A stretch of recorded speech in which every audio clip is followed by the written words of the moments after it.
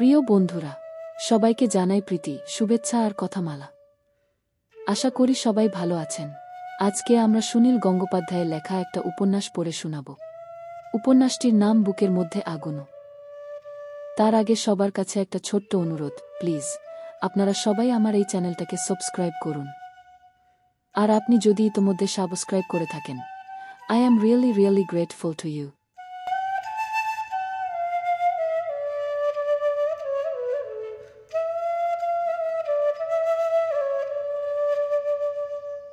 রাত প্রায় 11টা।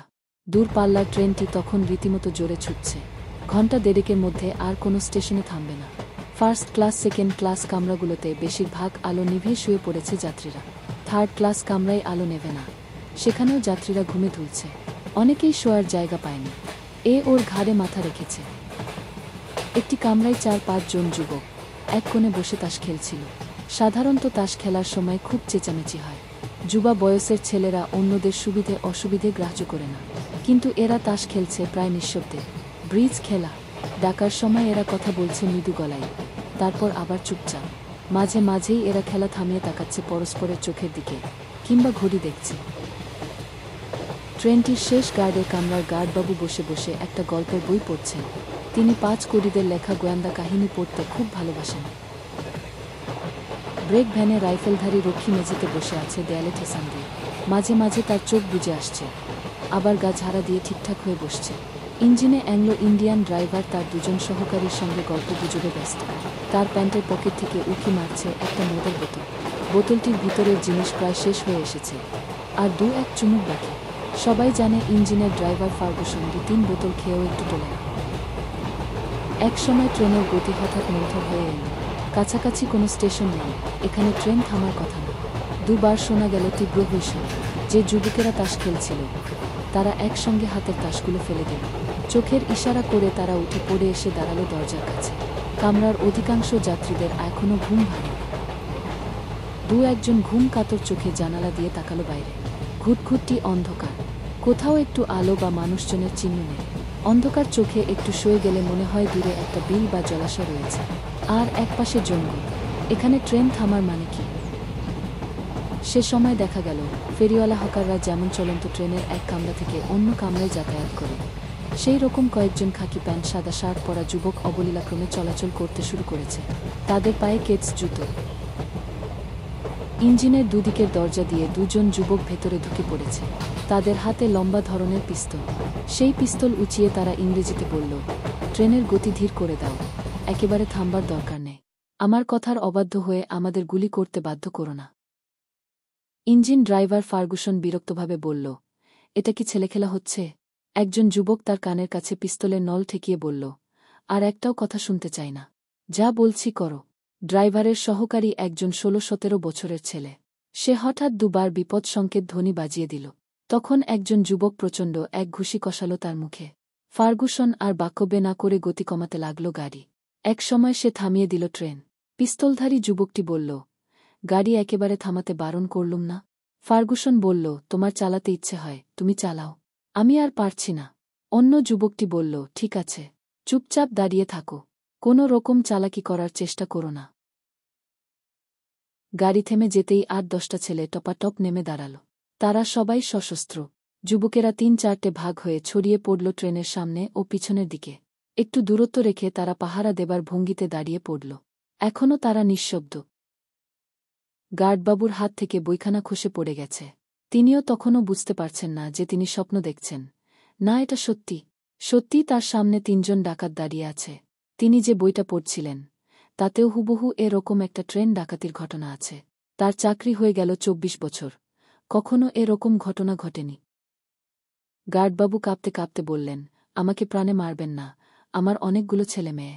অস্ত্রধারী যুবকদের মধ্যে যার বয়স সবচেয়ে বেশি, অর্থাৎ 30-32, মুখে গোঁফ, সে গম্ভীর গলায় বলল, আপনাকে প্রাণে মারার আমাদের একটু ইচ্ছে নেই। আমরা যা বলছি শুনু। গার্ডবাবু হাত জোট করে বললেন, বলুন। ব্রেক ভ্যানে চলুন, আমাদের বাক্সগুলো চিনিয়ে দেবেন। কিসের বাক্স? যাতে সরকারি টাকা আছে। সে রকম তো কোনো বাক্স নেই। মানে সব তো চিঠিপত্র আর মালপত্র। আপনার বউকে বিধবা করতে চান? কি বললেন? গোফওয়ালা যুবকটি এবার প্রচণ্ড ধমক দিয়ে বলল, কানেও শুনতে পাচ্ছেন না। আপনি আপনার বউকে বিধবা করতে চান। আমরা খুব ভালোভাবেই জানি এই ট্রেনে টাকা আসছে। আপনারা কে? ডাকাত। সেটুকুও বোঝার মতো ক্ষমতা নেই। আর একজন যুবক বলল, শুনুন, আমরা। গোফওয়ালা যুবকটি তাকে থামিয়ে দিয়ে নিজেই বলল, আপনি ডাকাত সর্দার অযোধ্যা সিংয়ের নাম শোনেননি? আমরা সেই দলের লোক। আমাদের সর্দার ইঞ্জিন ঘরে আছে। ভালো চান তো চলুন। ওরে বাবারে, আমার পা কাঁপছে। আমি হাঁটতে পারছি না। আমরা আপনাকে ধরে ধরে নিয়ে যাচ্ছি। গোফওয়ালা যুবকটি আর একজনকে ইঙ্গিত করল। সে অসুস্থ লোককে হাঁটবার মতন ভঙ্গিতে গার্ডকে নিয়ে চলল। খানিকটা দূর গিয়ে গার্ডবাবু হুমড়ি খেয়ে পড়ে গেলেন। তারপরেই তিনি ডাকাতের হাত ছাড়িয়ে মাটিতে হামাগুড়ি দিয়ে পালিয়ে যাবার চেষ্টা করলেন।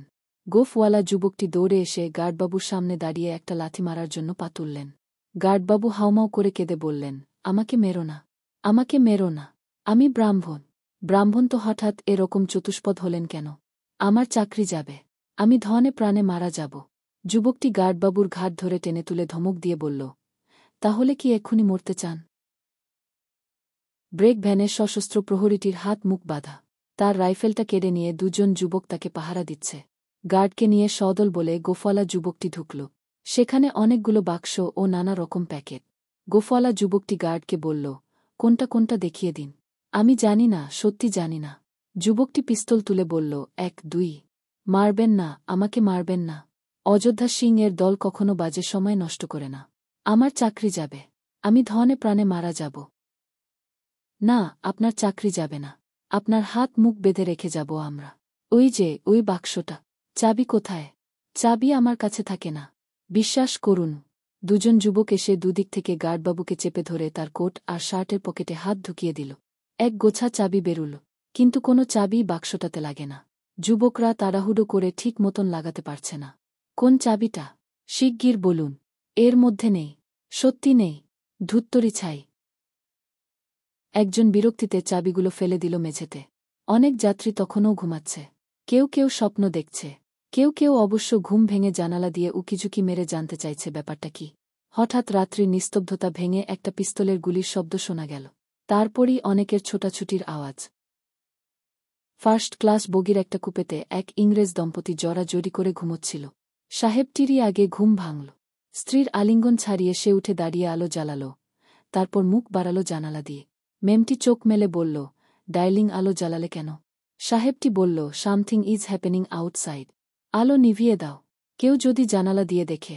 মেম সাহেবটি একটি পাতলা কাপড়ের সেমিজ পরে আছে শুধু। তার ভেতর দিয়ে তার সর্বাঙ্গ পরিষ্কার দেখা যায়। ভারতবর্ষের অসহ্য গরমের রাত। এছাড়া আর কি পোশাক পরা যায়?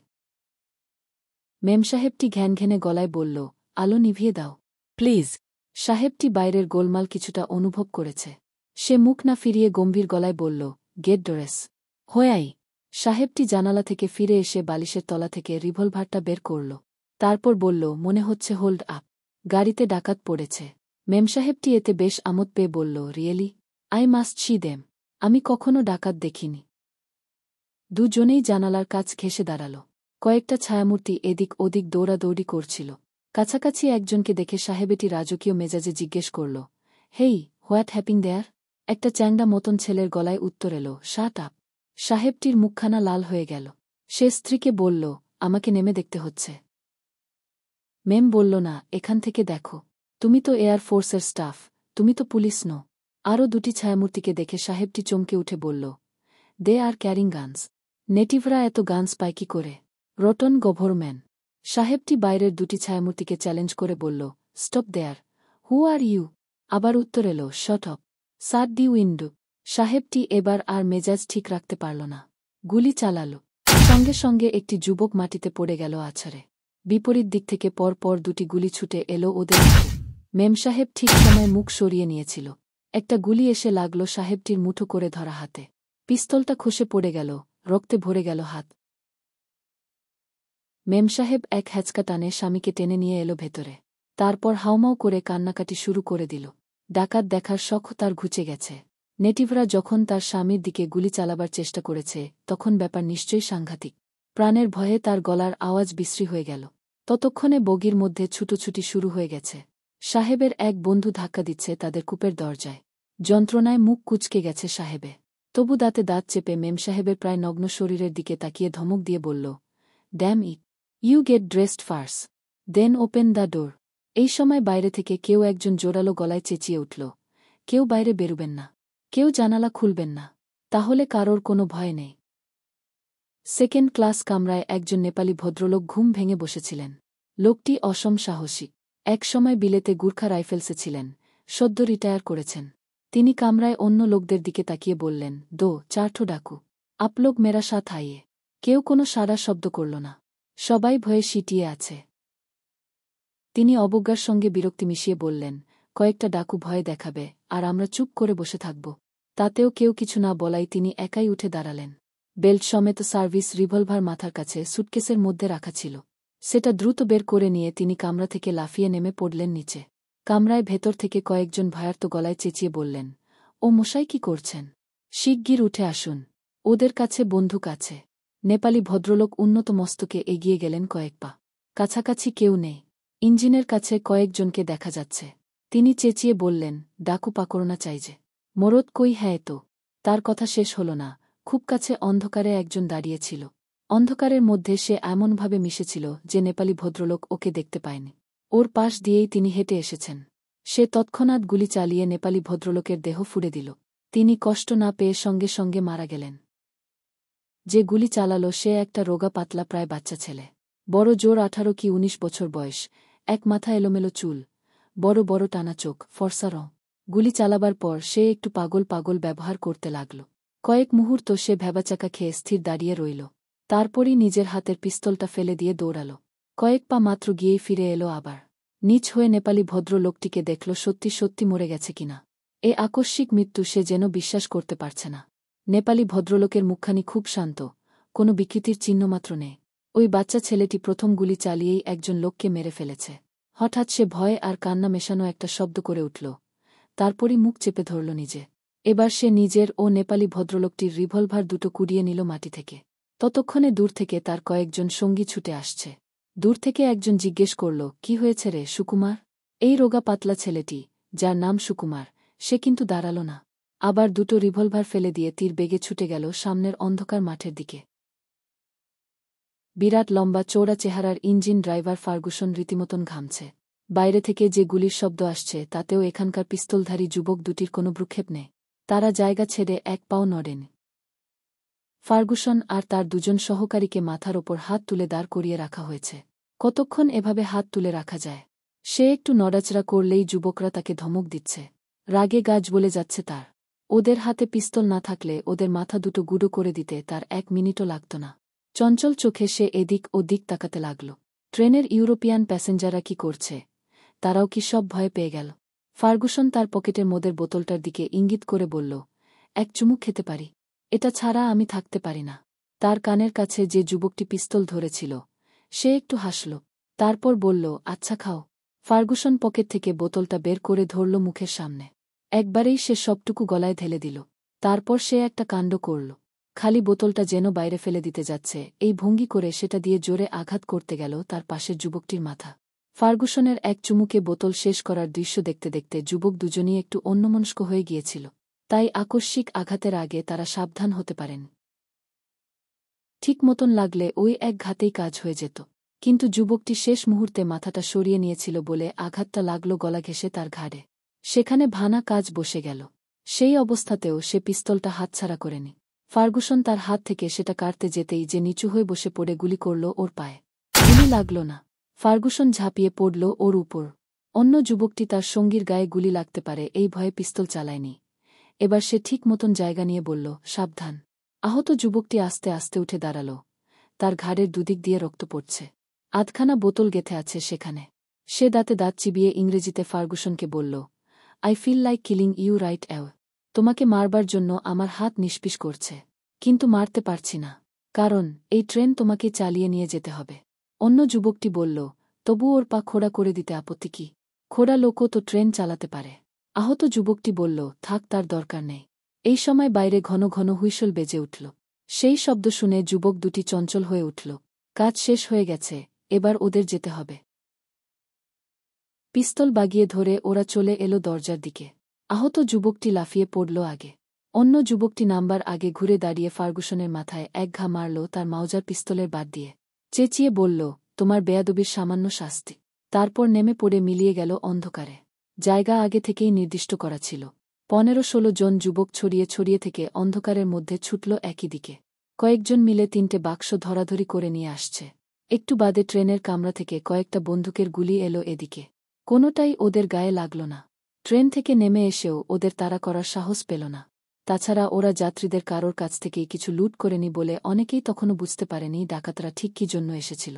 মাঠ পেরিয়ে খানিকটা জলা জায়গা, তার ওপর দিয়ে ছপছপ করে দৌড়াচ্ছে। সেটা পেরিয়ে আসার পর শুরু হলো জঙ্গল। ট্রেন থেকে অনেকটা দূরে চলে এসেছে বলে ওরা কয়েকজন এবার টর্চ জ্বালাল। বনের মধ্যে ঘুরে ঘুরে মাইল দুয়েক দূরে একটা ফাঁকা মতন পরিষ্কার জায়গায় ওরা এসে থামল। এতক্ষণ একটানা দৌড়ে এসে ওরা সকলেই দারুণ হাঁপাচ্ছে। কয়েকজন ধপাস করে শুয়ে পড়ল মাটিতে। মেঘলা মেঘলা আকাশ, নইলে আজ জ্যোৎস্না ওঠার কথা ছিল। তবু বনের গাছগুলোর মাথায় ক্ষীণ চাপা আলো ছড়িয়ে আছে।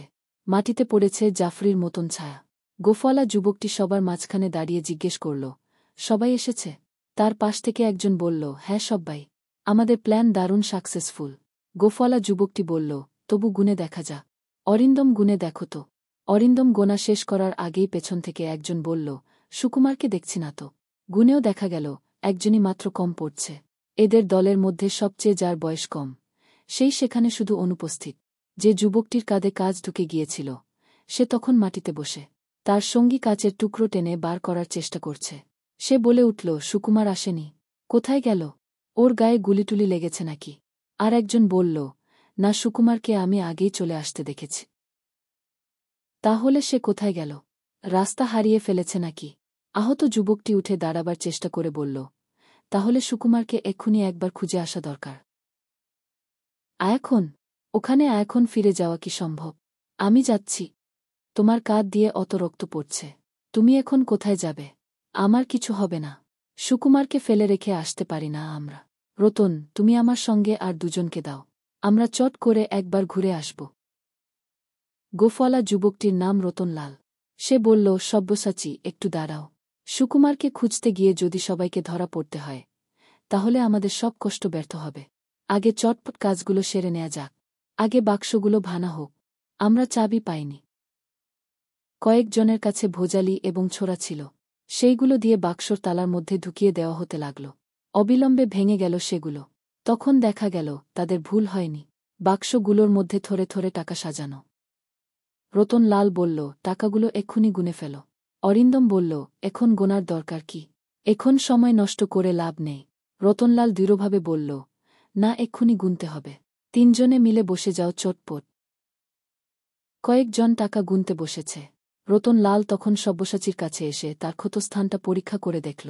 কাচের বড় টুকরোটা তুলে ফেলা হলেও ভেতরে আরও 2টো ছোট টুকরো রয়ে গেছে। কিছুতেই রক্ত বন্ধ করা যাচ্ছে না। সব্যসাচীর বলিষ্ঠ স্বাস্থ্য, বোঝা যায় তার দারুণ যন্ত্রণা হচ্ছে, কিন্তু মুখে সে একটু শব্দ করছে না।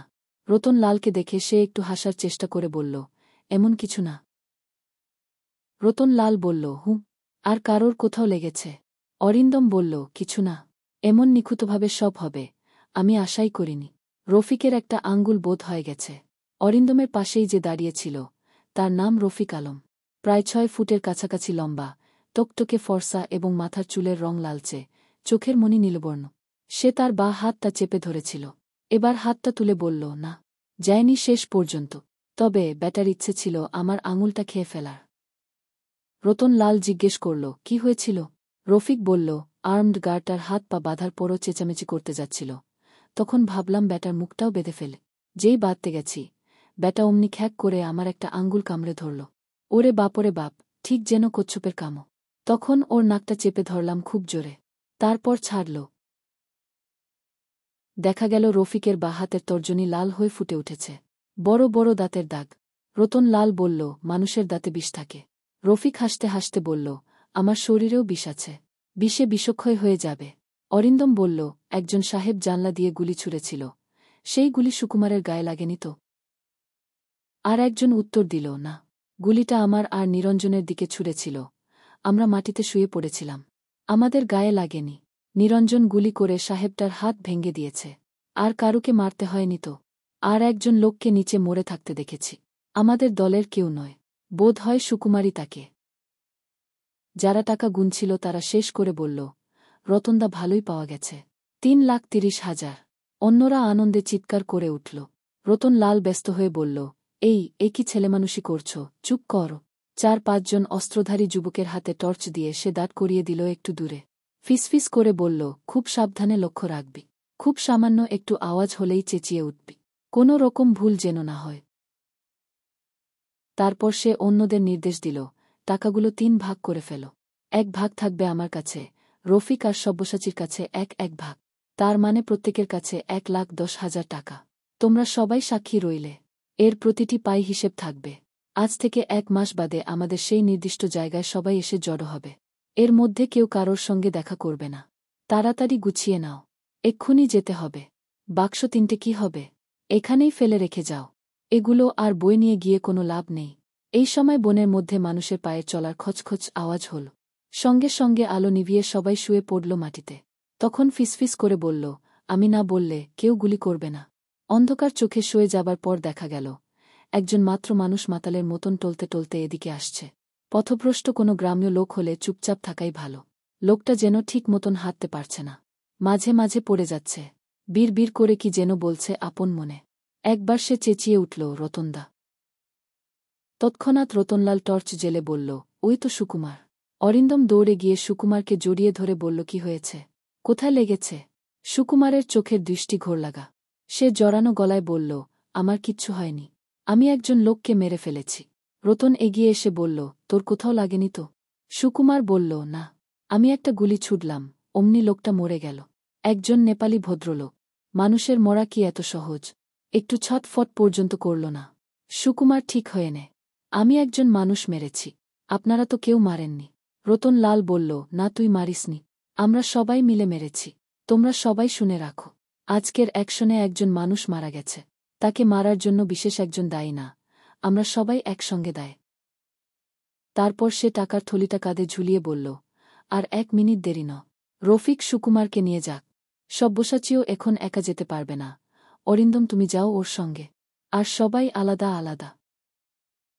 অন্ধকারের মধ্যে আর খানিকটা হেঁটে যাবার পর একটা গ্রাম্য কাঁচা রাস্তা, সেখানের 8-10খানা সাইকেল রাখা হয়েছে, একজন পাহারা দিচ্ছে সাইকেলগুলো। এরা চটপট ভাগাভাগি করে উঠে পড়ল সাইকেলগুলোতে। রতন লালের সাইকেলের পেছনে উঠল নিরঞ্জন। সে বলল, রতনদা, আপনি খানিকটা চালাবেন, বাকিটা আমি চালাব।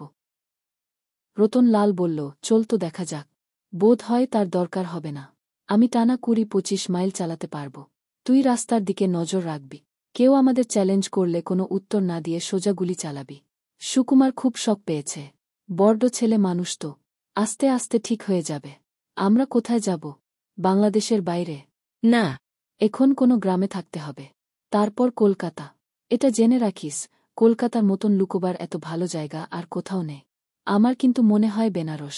তুই বেনারস যেতে পারিস, তবে আপাতত আসানসোলে গিয়ে তোকে আমি ছেড়ে দেব। এখন দুজনের একসঙ্গেও থাকা উচিত নয়। এতক্ষণ রাস্তা একেবারে ফাঁকা ছিল, এখন পাশে পাশে 2-একটা ঘরবাড়ি দেখা যাচ্ছে, মাঝে মাঝে 2-একটা কুকুর ডেকে উঠছে ঘেউ ঘেউ করে। নিরঞ্জন বলল, রতনদা, আপনি অযোধ্যা সিং এর দলের নামটা করে খুব ভালো করেছেন। গার্ডবাবু নিশ্চয়ই পুলিশকে ওই নামটা জানাবে। পুলিশ প্রথমে অযোধ্যা সিংকেই খুঁজবে। রতন লাল গম্ভীরভাবে বলল, পুলিশ অত বোকা নয়। তারপর সে আরও জোরে জোরে সাইকেল চালাতে লাগল।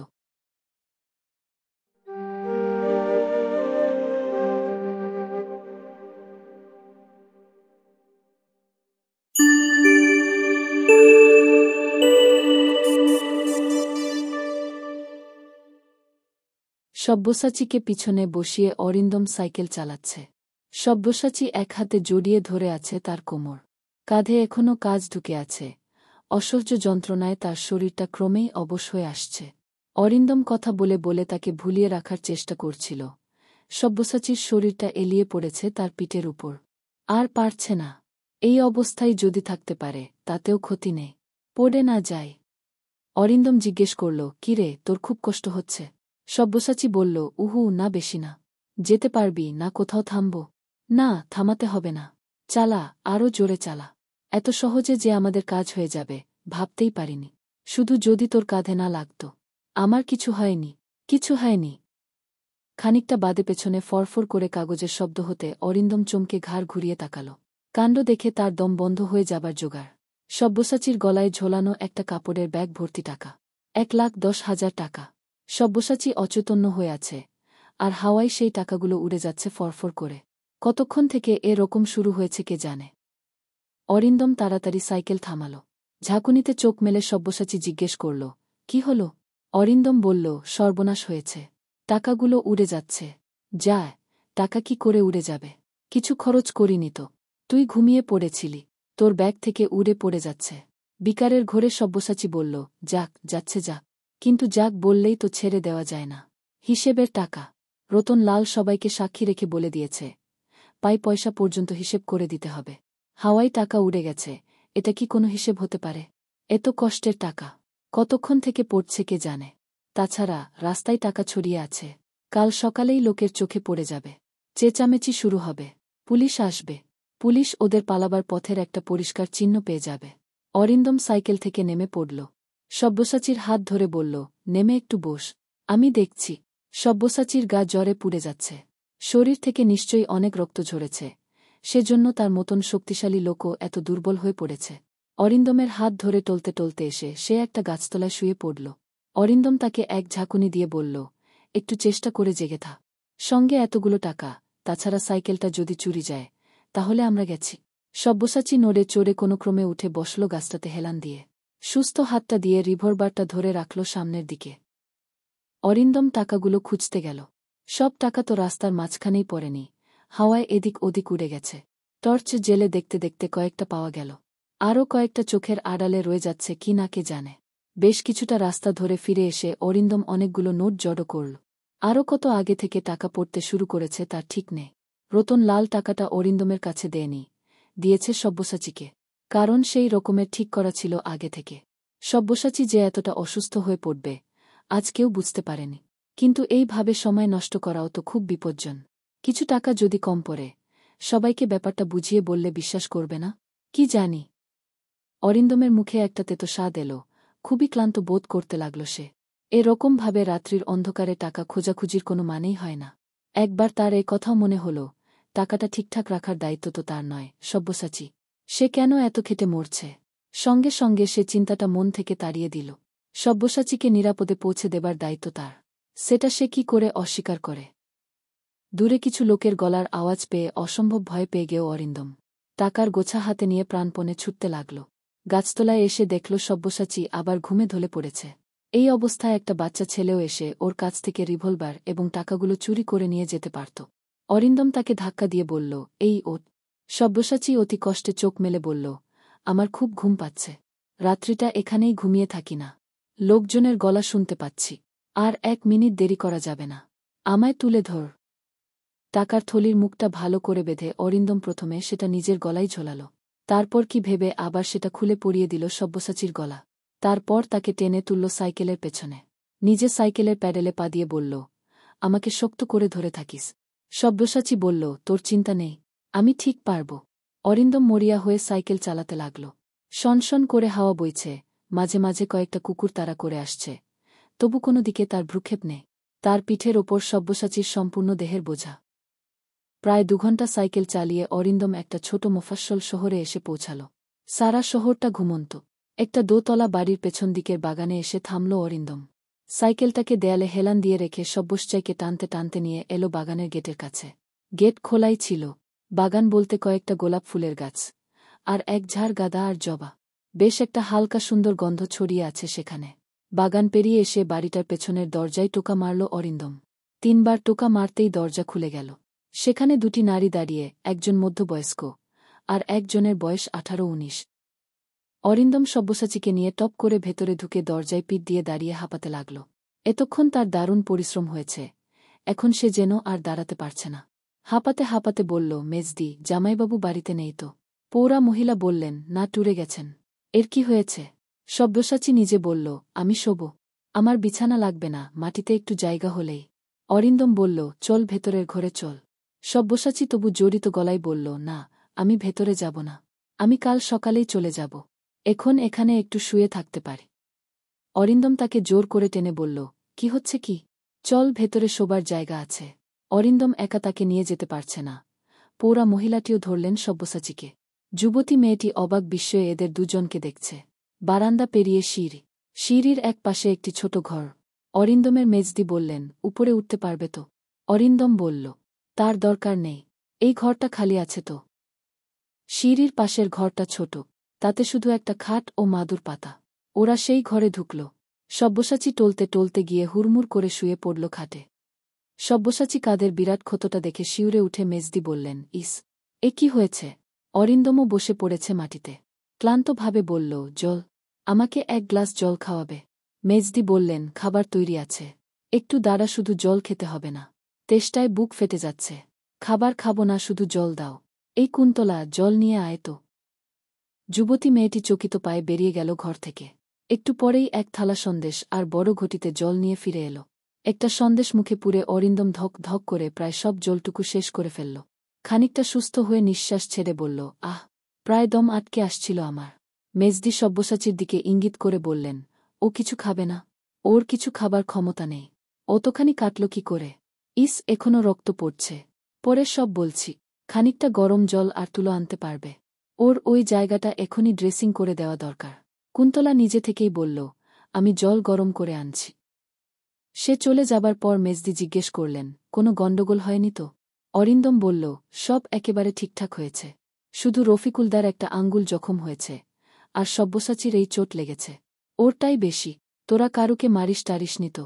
একটু ইতস্তত করে অরিন্দম বলল, না, আমি অন্তত জানি না।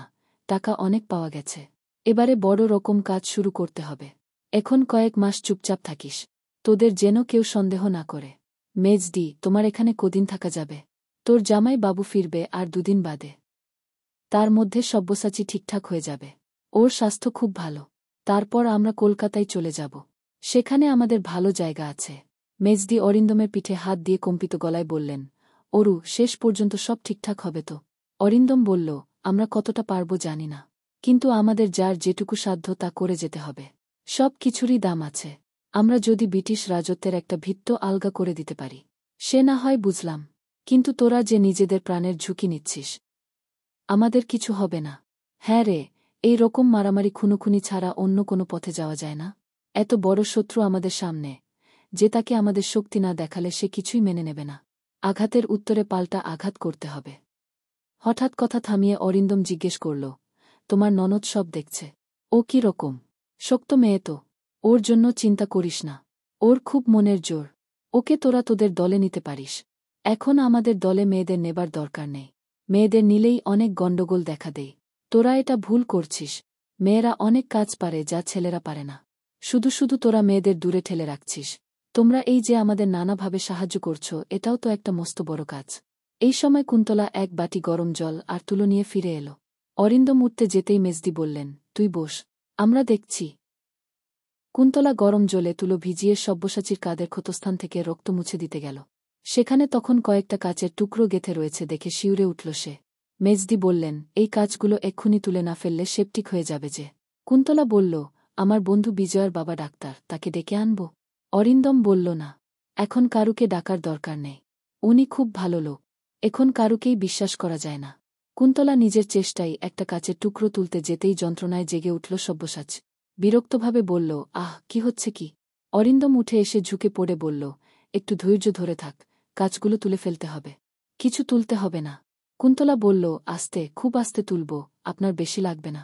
বলছি না, কিছু তুলতে হবে না। কুন্তলা অরিন্দমকে বলল, আপনি ওকে চেপে ধরে থাকুন। বৌদি, তুমি কাঁধটা ধরো। ওরা সেই রকমভাবে ধরল। কুন্তলা আবার নিচু হয়ে কাজ তুলতে যেতেই সব্যসাচী জোরে একটা ঝটকা মারল। একটা হাত তার এত জোরে উঠেছিল যে দড়াম করে লাগল কুন্তলার মুখে। সে বেচারি এক পলকের জন্য অন্ধকার দেখল চোখে। সব্যসাচী এবার উঠে বসল। তারপর বলল, কি হচ্ছে এসব? কেন আমাকে জ্বালাতন করা হচ্ছে? অরিন্দম ভৎসনার সুরে বলল, কেন এরকম ছটফট করছিস? কাজগুলো না তুললে কি হবে জানিস? যা হয় হোক। আমি এখন চুপ করে ঘুমাতে চাই, আমাকে বিরক্ত করিস না। অরিন্দম এবার কণ্ঠস্বর নরম করে বলল, সব্যসাচী, কেন ছেলেমানুষি করছিস? তোর ভালোর জন্যই তো। সব্যসাচী বলল, ভীষণ যন্ত্রণা, পারছি না। আচ্ছা, আমি চুপ করে আছি, এবার তোল। কুন্তলা কাছে এসে বলল, আবার আমার মুখে মারবেন না তো? খুব লেগেছে? না, খুব না। এবার তুলুন। ধারালো কাচের টুকরোগুলো খালি হাতে তোলা বিপজ্জনক। কুন্তলা হাতে একটা রুমাল জড়িয়ে নিয়েছে। সেই জন্য ভালো করে ধরতে পারছে না। সব্যসাচী নিজেই বলল, ও ভাবে হবে না। একটা কাঁচি গরম করে নিন, তারপর দেখুন। সেইভাবেই চেষ্টা হলো কিছুক্ষণ। স্পিরিট ল্যাম্প জেলে একটা কাঁচিকে গরম করে ক্ষতস্থানটা আরও খুঁচিয়ে খুঁচিয়ে কাজ তোলা হতে লাগল। কয়েকটা বেরিয়ে এলো। দুটো ছোট টুকরো বার করা যাচ্ছে না। সব্যসাচী দাঁতে দাঁত চেপে বসে রইল, একবারও টু শব্দ করল না। কুন্তলা পাকা নার্সের ভঙ্গিতে খোঁচাখুচি করে যাচ্ছে। একসময় সব্যসাচী বলল, আজ থাক। দুটো টুকরো অনেক ভেতরে ঢুকে গেছে, কিছুতেই বেরুচ্ছে না। আর একটু চেষ্টা করি। সব্যসাচী করুণ মুখ তুলে বলল, আমি আর পারছি না, ভীষণ লাগছে যে। মেজদি বললেন, কি হবে তাহলে? দুটো কাচের টুকরো শরীরের মধ্যে থাকলে কিছু হবে না। তা কি হয়? কুন্তলা বলল, আমিও সাহস পাচ্ছি না, যদি বেশি লেগে টেগে যায়। অরিন্দম বলল, এখন থাক তাহলে। ওই জায়গায় বরং বেঞ্জিন দিয়ে ভিজিয়ে দাও। বেঞ্জিন আছে বাড়িতে? আছে। কে না জানে, বেঞ্জিন লাগালে দারুণ জ্বালা করে। সব্যসাচী অরিন্দমকে বলল, তুই আমার মুখটা চেপে ধর, যদি আমি চেঁচিয়ে ফেলি। অরিন্দম সব্যসাচীর মুখে হাত চাপা দিল, কিন্তু তার দরকার ছিল না। নিজেই দম বন্ধ করে রেখেছে সব্যসাচী। তার শরীরটা কেঁপে কেঁপে উঠছে। বেঞ্জিন লাগাবার পর তুলো চাপিয়ে একটা ব্যান্ডেজ বেঁধে দেওয়া হলো। তারপর সব্যসাচী ধপ করে শুয়ে পড়ল আবার। মাথার নিচে বালিশ নেই। কুন্তলা দৌড়ে বালিশ এনে দিল। অরিন্দম সেই বালিশের নিচে টাকার থলে আর রিভলভারটা রেখে দিল। তারপর বলল, এবারও ঘুমো, রাত্রিরটা তো কাটুক। ঘরের আলো নিভিয়ে ওরা বেরিয়ে গেল।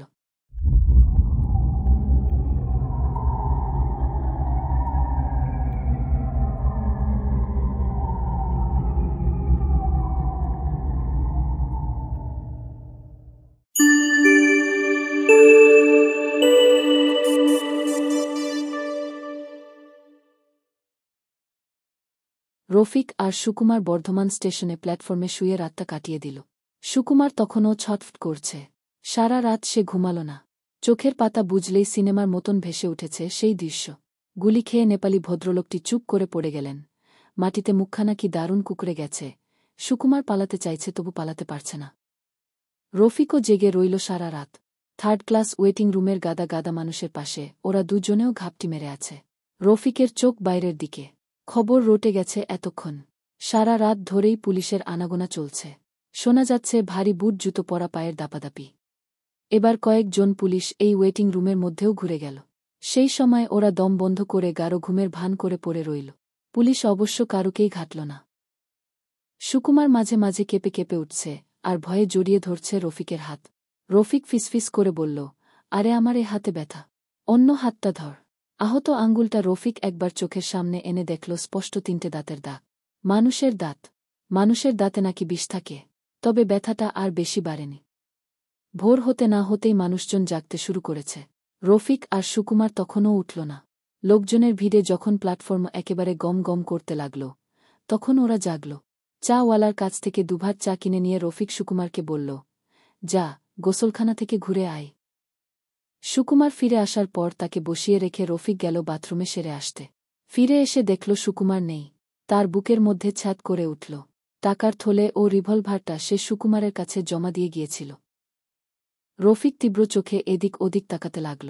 প্ল্যাটফর্মের বাইরে এসে খুঁজতে লাগল সুকুমারকে। এইটুকু সময়ের মধ্যে সে কোথায় যাবে?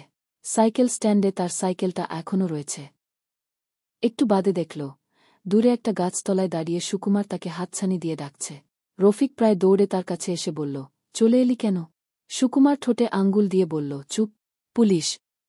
রফিক পেছনে তাকিয়ে দেখল, স্টেশনে গেটের কাছে দুজন অ্যাংলো ইন্ডিয়ান পুলিশ নিজেদের মধ্যে কি সব কথা বলছে।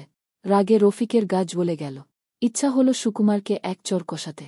চাপা গলায় বলল, আরে বেকুব, ঠোঁট থেকে হাত নামা।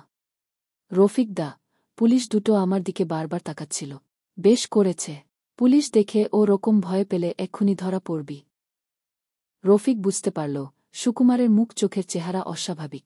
গত রাত্রের ঘটনায় সে এমন একটা ধাক্কা খেয়েছে যে অনেকটা মানসিক ভারসাম্য হারিয়ে ফেলেছে। বড্ড ছেলে মানুষ। রফিক ওর হাত থেকে নিজের পুটলিটা কেড়ে নিয়ে বলল, তুই এবার কোন দিকে যাবি? আমি তো ট্রেনে উঠব। সুকুমার রফিকের হাত জড়িয়ে ধরে বলল, রফিকদা, আমাকে ছেড়ে যেও না। আমি তোমার সঙ্গে যাব। না না, এখন একসঙ্গে থাকা ঠিক নয়। এখন সবাইকে আলাদা থাকতে হবে। সুকুমার তবু ছেলেমানুষের মতন বলল, রফিকদা, আমাকে ছেড়ে যেও না। সুকুমারের সম্পর্কে রফিকের মনে খানিকটা মায়া আছে। বিপ্লবীদের মনে এ রকম দয়া মায়ের প্রশ্রয় ঠিক নয়, তাতে কাজে ভুল হয়ে যায়। তবু রফিক সুকুমারকে এই অবস্থায় ছাড়তে পারল না। খানিকটা নরমভাবে বলল, চল আমার সঙ্গে, কিন্তু একদম চুপচাপ থাকবি। ওই পুলিশ দুজনের সামনে দিয়েই আমাদের স্টেশনে ঢুকতে হবে আবার, পারবি তো? পারব। বাইরের কাউন্টার থেকে রফিক দুখানা টিকিট কিনে নিল কলকাতার। তারপর গুনগুন করে একটা গান গাইতে গাইতে এগোল স্টেশনের দিকে। পুলিশ দুজন তখনও গেটের পাশে দাঁড়িয়ে আছে। রফিক তাদের কাছাকাছি এসে একজন পুলিশকেই জিজ্ঞেস করল, সাব, আপকা ঘড়ি মে কিনা বাজা হ্যায়? একজন সার্জেন্ট বিরক্তভাবে ঘড়ি দেখে বলল, 8:30। তারপরেই সে অন্যজনের সঙ্গে কথা বলাই আবার ব্যস্ত হয়ে পড়ল। ভেতরে এসে হাসি মুখে রফিক তাকাল সুকুমারের দিকে। সুকুমারের মুখখানা পুরনো কাগজের মতন বিবর্ণ। সে যেন আর দাঁড়িয়ে থাকতে পারছে না। রফিক বলল, আচ্ছা ডরপুক দেখছি তুই, চল নাস্তা করে নিলেই সব ঠিক হয়ে যাবে। সুকুমার বুঝতে না পেরে বলল, কি করব? জলখাবার? খিদে পায়নি, একটু কিছু খাবার টাবার খেলেই জোর আসবে। খাবার দোকানের সামনে এসে অর্ডার দেবার আগে রফিক সুকুমারকে জিজ্ঞেস করল, তোর কাছে কিছু টাকা পয়সা আছে তো? আমি রেলের টিকিট কাটলাম, আমার কাছে বেশি পয়সা নেই। রফিকের কাছে 1,10,000 টাকা রয়েছে, কিন্তু সে টাকা খরচ করার অধিকার নেই তার। সুকুমার পকেট থেকে 7টা টাকা বার করে বলল, এই আছে, এই যথেষ্ট। ওরা দুজনে ডিম সেদ্ধ, টোস্ট, জিলিপি, চা খেল পেট পুরে। খাওয়া তখনও শেষ হয়নি। এই সময় ঝমঝম করে একটা কলকাতাগামী ট্রেন এসে দাঁড়াল। রফিক বলল, তাড়াতাড়ি চাটা শেষ কর, আমরা এই ট্রেনে উঠব। সাইকেলটা কি হবে? জাহান্নামে যাক সাইকেল। ছুটির দিন, ট্রেনের বিশেষ ভিড় নেই, তবে প্রত্যেক স্টেশনেই পুলিশ এসে উকি মেরে যাচ্ছে। কি তারা দেখছে কে জানে। রফিক নিশ্চিন্ত মনে জানালার ধারে বসে গান গাইছে। সুকুমার এখন একটু একটু ঘুমে ধুলছে। কিছুক্ষণ বাদে দুজন সহযাত্রী গায়ে পড়ে আলাপ করতে এলো রফিকের সঙ্গে। রফিক এখন পৃথিবীতে কারুকে বিশ্বাস করতে পারে না। এই লোক দুটি অনায়াসে ইনফর্মার হতে পারে। রফিকের চেহারাটা এমনই যে তাকে চোট করে বাঙালি কি অবাঙালি ঠিক বোঝা যায় না। সে অনর্গল উর্দু মেশানো হিন্দি বলা শুরু করতেই লোক দুটি দমে গেল একটু। হাওড়া স্টেশনে আসবার আগেই ওরা নেমে পড়ল বেলুরে। সেখান থেকে বাস ধরল। গঙ্গার ঘাট থেকে ফেরি নৌকায় চলে এলো এপারে। তারপর একটা রিকশা চেপে চলল খিদিরপুরের দিকে। রফিক জিজ্ঞেস করল, কলকাতায় তোর মেশে তো ফেরা যাবে না? আর কোনো থাকবার জায়গা নেই? সুকুমার বলল, না, সে রকম কোনো বন্ধু নেই। রফিক দা, আমি তোমার সঙ্গে যাব। কি মুশকিল, তুই কি আমার সঙ্গে আঠার মতন লেগে থাকবি নাকি? রতন লাল কি বলেছে শুনিসনি? এখন সবাইকে আলাদা থাকতে হবে। আমি তাহলে কোথায় যাব? সুকুমার কথাটা এমন অসহায়ভাবে বলল যে রফিকের বুকটা মুচড়ে উঠল। এই ছেলেটার মনও এখন অবশ হয়ে আছে। ওকে একা ছেড়ে দেওয়া যায় না। ওর কাঁধে হাত রেখে বলল, চল। কোথায়? মুসলমান পাড়ায় থাকতে পারবি। কেন পারব না? মুসলমান পাড়ায় পুলিশ বিশেষ সন্দেহ করবে না, কিন্তু পাড়ার লোক যদি চিনে ফেলে? আমি লুকিয়ে থাকব। চল তো, দেখা যাক। বস্তির ধার ঘেঁষে একটা দোতলা বাড়ি। এক তলায় দুঘর ভাড়াটে। ওরা সিঁড়ি দিয়ে উঠে এলো দোতলায়। সিঁড়ির মুখেই দরজা, সেটা বন্ধ। কয়েকবার ধাক্কা দিতেই একজন বৃদ্ধ বাবুর্চি ধরনের লোক সেটা খুলে দিল। সে রফিককে দেখে দুহাত ছড়িয়ে একটা হতাশার ভঙ্গি করে বলল, আরে, কোনোদিন কি একটু খবর দিয়ে আসতে নেই? আগে থেকে খবর দিলে। রফিক হাসতে হাসতে বলল, ব্যবসার কাজের কি সময় ঠিক থাকে? করিম ভাই, আমার এক দোস্তকে নিয়ে এসেছি। বহুত আচ্ছা, সে দেখভাল কর না। হ্যাঁ? করিম বলল, তোমার দোস্ত এত দুবলা কেন? এখানে 1 মাহিনা দো থাকো, আমি ভালো করে খাইয়ে জোয়ান করে দেব। দেখি, আজ দুপুরে ভালো করে খাওয়া তো। ওরা এসে ঢুকল চমৎকার সাজানো গোছানো ঘরে। করিম চলে যাবার পর রফিক বলল, এটা আমার চাচার বাড়ি। চাচা থাকেন মুর্শিদাবাদে, ব্যবসার কাজে এখানে মাঝে মাঝে আসেন। একটা আলমারি ভর্তি জামা কাপড়। সেটা খুলে রফিক বলল, যেটা খুশি পড়তে পারিস, তবে দিনের বেলা বেশিরভাগ সময় লুঙ্গি পরে থাকবি, বুঝলি? আচ্ছা, আর একটা কথা, এখানে অনেক খুব সুরত জেনানা আছে, তাদের দিকে তাকাবি না। মুসলমান মেয়ের প্রেম তুই সহ্য করতে পারবি না। সুকুমার লাজুকভাবে হাসল। স্নান-টেনান সেরে দুপুরে খাওয়া দাওয়া করে ওরা দুজনেই দারুণ ঘুম দিল। জেগে উঠল একেবারে অন্ধকার হয়ে যাবার পর। করিম পট ভর্তি চা বানিয়ে কোথায় যেন বেরিয়েছে। ঠান্ডা হয়ে গেছে চা। রফিক বিরক্তির শব্দ করে বলল, এখন কে আবার চা বানায়? এই, তুই চা করতে পারিস? সুকুমার বলল, চেষ্টা করে দেখতে পারি। তার কথা শুনলেই বোঝা যায় সে কোনোদিন রান্নাঘরে ঢোকেনি। সবাই জানে সুকুমার একটু কবি প্রকৃতির ছেলে। লুকিয়ে লুকিয়ে কবিতাও লেখে, কিন্তু কারুকে দেখায় না। রান্না বান্নার মতন ব্যাপারে তার কোনো অভিজ্ঞতাই নেই। রফিক হেসে বলল, তুই কি ভেবেছিস এখানে শুধু বসে বসে খাবি? কাজকর্ম করতে হবে। এই সময় দরজার কাছে কার যেন ছায়া পড়ল। রফিক চমকে উঠে বলল, কে? কুণ্ঠিত মেয়েলি গলায় ডাক শোনা গেল, রফিক ভাই। রফিক হুট করে দরজাটা খুলে ফেলল। একটা 19-20 বছরের মেয়ে, সালোয়ার কামিজ পরা, হাতে একটা বড় গোল বাটি। মেয়েটির গায়ের রং ফুটফুটে, মাথার চুল ঘন কালো। রফিক রুক্ষ গলায় বলল, তোমার এখানে কি চাই?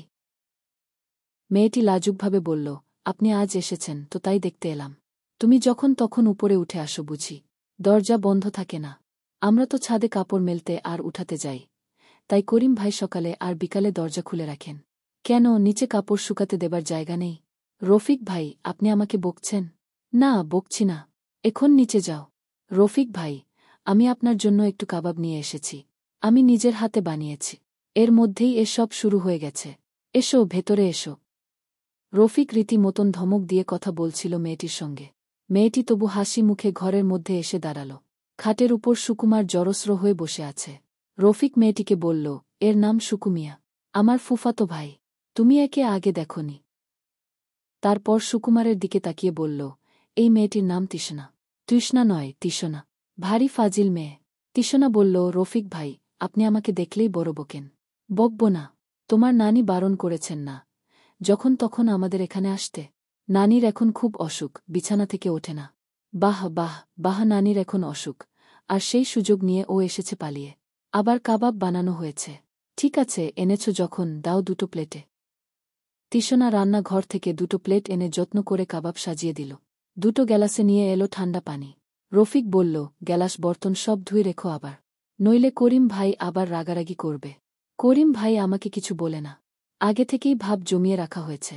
যাও তাহলে চা বানিয়ে নিয়ে এসো। তিশনা চা বানাতে চলে গেল রান্নাঘরে। রফিক কাবাব আস্বাদ করতে করতে বলল, তিশনা এ বাড়ির নিচের তলায় ভাড়াটেদের মেয়ে, ভারী ছটফুটে। সুকুমার বলল, খুব সরল মেয়েটি, বড় বেশি সরল। এই বয়সে মেয়েদের এত সরল থাকা ভালো না। আপনি ওকে বড্ড বেশি বকছিলেন। মেয়ে ছেলেদের সব সময় বকে বকে ঠান্ডা রাখতে হয়, নইলে ওরা বড় বেশি লাই পেয়ে যায়। তুই ছেলে মানুষ, তুই কি বুঝবি? আপনি আমার থেকে কয় বছরের বড়? 7-8 বছর। তবু আমি অনেক পোড় খাওয়া মানুষ। এই জীবনেই অনেক কিছু দেখেছি। যাই হোক, মেয়েটা যে হঠাৎ এসে পড়েছে, এটা আমার একটুও ভালো লাগছে না। কেন?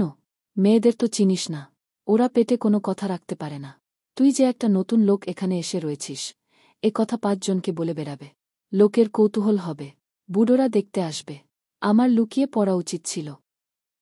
একটা জলজান্ত মানুষ সব সময় লুকিয়ে থাকতে পারে না। দরজা বন্ধ করে রাখতে হবে সব সময়। করিমকে সাবধান করে দিতে হবে। তিশনা 2 কাপ চা দুহাতে ধরে ব্যালেন্স করতে করতে ঢুকল ঘরে। বলল, খেয়ে দেখুন তো কি রকম বানিয়েছি। রফিক চায়ে এক চুমুক দিয়েই মুখ বিকৃত করে বলল, হে, একেবারে বাজে। মুখটাই খারাপ হয়ে গেল। সুকুমার হেসে বলল, আমার কিন্তু বেশ ভালো লাগছে। তিশনা অভিমান করে বলল, রফিক ভাই তো আমার কোনো কিছুই ভালো বলেন না। রফিক হঠাৎ গম্ভীর হয়ে গিয়ে চাটা শেষ করল। তারপর কাপটা নামিয়ে রেখে তীব্র চোখে তৃষ্ণার দিকে তাকিয়ে বলল, শোনো, তোমাকে একটা দরকারি কথা বলছি। আমাদের এখানে আর একদম আসবে না। আর আমার এই যে ভাইটি এখানে রয়েছে, এর কথা কারুকে বলবে না। তৃষ্ণা সঙ্গে সঙ্গে উত্তর দিল, আমি কাউকে কিছু বলবো না। তাহলে আমাকে আসতে দেবেন না কেন? তুমি বেশি এলে তোমার পেছনে অন্য লোক আসবে। আমি লুকিয়ে লুকিয়ে আসব। আরে, একে নিয়ে তো খুব মুশকিলে পড়া গেল দেখছি। তোমাকে যা বলছি তাই শুনবে। বেশি বেয়াদবি করলে কান মলে দেব। তৃষ্ণার ঝলমলে মুখখানা ম্লান হয়ে গেল। দেখে মনে হল এক্ষুনি বুঝি কেঁদে ফেলবে। সুকুমার ভাবল, তার কিছু একটা সান্ত্বনা দেওয়া দরকার, কিন্তু মুখে তার কোনো ভাষা এল না। তারপর ভাবল, চুপ করে থাকাই তার উচিত। সে এখানে নতুন লোক, রফিকদা যা ভালো বুঝবে তাই করবে। তৃষ্ণা আবার মুখ তুলে দারুণ কৌতূহলের সঙ্গে দেখছে সুকুমারকে। তারপর এক সময় থাকতে না পেরে আবার জিজ্ঞেস করল, ভাইয়ার কি হয়েছে? ভাইয়া লুকিয়ে থাকবে কেন? রফিক ছদ্ম গাম্ভীর্যের সঙ্গে বলল, ভাইয়াকে ওর বাবা মা জোর করে শাদি দিয়ে দিয়েছে। ওর শ্বশুর বাড়ি থেকে ওকে ধরে নিয়ে যেতে চাই, তাই পালিয়ে এসেছে। তৃষ্ণা সুকুমারের দিকে তাকিয়ে ফিকফিক করে হাসতে লাগল। বলল, ভাইয়া শ্বশুর বাড়িকে এত ভয় পায়? সবাই ভয় পায়। ঠিক আছে, আমি কাউকে বলবো না। চায়ের কাপগুলো ওদের কাছ থেকে নেবার সময় তৃষ্ণার নজর পড়ল রফিকের আহত আঙুলটার দিকে। শিউরে উঠে বলল, ইস, এ কি হয়েছে? রফিক বলল, ও কিছু না, দরজায় ছেঁচে গিয়েছে। দাওয়াই লাগাননি? দেখি। না, কিচ্ছু দরকার নেই, এমনি সেরে যাবে। আমাদের ঘরে দাওয়াই আছে, নিয়ে আসব। রফিক এবার তাড়া দিয়ে বলল, বলছি না, কিচ্ছু দরকার নেই, তুমি এবার যাও, আমাদের এখন কাজের কথা আছে। তিশনা কাপ প্লেটগুলো নিয়ে চলে গেল। রফিক একটা সিগারেট ধরাল। সুকুমার পড়তে লাগল সেদিনকার খবরের কাগজ। ট্রেন ডাকাতির ব্যাপারটা প্রথম পৃষ্ঠাতেই বড় বড় অক্ষরে বেরিয়েছে। পুলিশ থেকে ইঙ্গিত করা হয়েছে, এটা সাধারণ ডাকাতি নয়, এর পেছনে স্বদেশীদের হাত থাকা খুবই সম্ভব। একটু বাদে বাইরে মেয়েলি হাতের চুড়ির রিনি-ঝিনি শব্দ শুনে রফিক বেরিয়ে এল। দেখল, দরজার কাছে দেয়ালের দিকে মুখ করে তিশনা দাঁড়িয়ে আছে অভিমানী মুখে, চোখে জলের ধারা। রফিক কাছে এগিয়ে এসে বলল, এই আবার কি হয়েছে? তিশনা কোনো উত্তর দিল না, মুখও ফেরাল না। এই কি হয়েছে বলো না, আপনি আমাকে আজ সব সময় বকছিলেন, আরে এই জন্য কান্নাকাটি? তুমি কি এতই ছেলেমানুষ? তিশনা হঠাৎ ঝাঁপিয়ে পড়ল রফিকের বুকে। সেখানে মুখ ঘষতে ঘষতে বলল, আমাকে কেন আসতে বারণ করছেন? কেন? আমি কি এতই খারাপ? রফিক খুব সাবধানে তিশনাকে ছাড়িয়ে নিল নিজের বুক থেকে। তাকে একটু দূরে দাঁড় করিয়ে বলল, তুমি দেখছি সত্যি বড় ছেলেমানুষ আছো, এরকম আর কখনো করো না। রফিকের গলার আওয়াজে এক রকমের দৃঢ়তা ছিল। তিশনা চট করে সামলে নিল নিজেকে। চোখ মুছে বলল, আমি আর কিছু চাই না, আমাকে শুধু এখানে আসতে বারণ করবেন না বলুন, আমি শুধু দেখতে আসব। আচ্ছা, দিনে মাত্র একবার, কিন্তু আমি যা বলবো তাই শুনতে হবে। শুনব, ঠিক শুনব। এখন তাহলে ভালো করে চোখ মুছে ফেলে নিচে যাও। তিশনা চলে যাবার পর রফিক দরজা বন্ধ করে এলো ঘরে। তার মুখখানায় ঈষৎ উত্তেজনার চিহ্ন, চোট করে কোনো কথা বলতে পারছে না। সুকুমার বলল, রফিকদা, একটা কথা বলবো। কি? ওই মেয়েটা আপনাকে খুব ভালোবাসে। রফিক হেসে বলল, তাই নাকি? তুই কি করে বুঝলি? মুখ দেখেই বোঝা যায়। বেশি কিছু দেখে ফেলিস না যেন। আপনি ঠাট্টা করে কথা ঘোরাচ্ছেন। ওর বাড়ির লোকেরা ওর সঙ্গে আমার শাদি দিতে চেয়েছিল, আমার চাচাকে ধরেছিল খুব, আমি রাজি হইনি। কেন? মেয়েটা কিন্তু খুব ভালো, এত সরল। মেয়েটা ভালো ঠিক, কিন্তু এখন কি আমাদের বিয়ে করার সময়? এখন কাউকে বিয়ে করা মানে তো সর্বনাশ করা। ওই মেয়েটা কিছুতেই বোঝে না। কি যেন রবীন্দ্রনাথের সেই কবিতাটি, আমি পরাণের সাথে খেলিব আজিকে মরণ খেলা, নিশিত বেলা, সগন বরষা গগন আধার, হেরো বারিধারে কাঁধে চারিধার, বিষণ রঙ্গে ভবতরঙ্গে ভাসাই ফেলা, বাহির হয়েছি স্বপ্ন শয়ন করিয়া ফেলা, রাত্রিবেলা। রফিক একটু থেমে বলল, এরপরে কি যেন? সুকুমার এই কবিতার পরের লাইনগুলো আবৃত্তি করতে লাগল গলা ছেড়ে।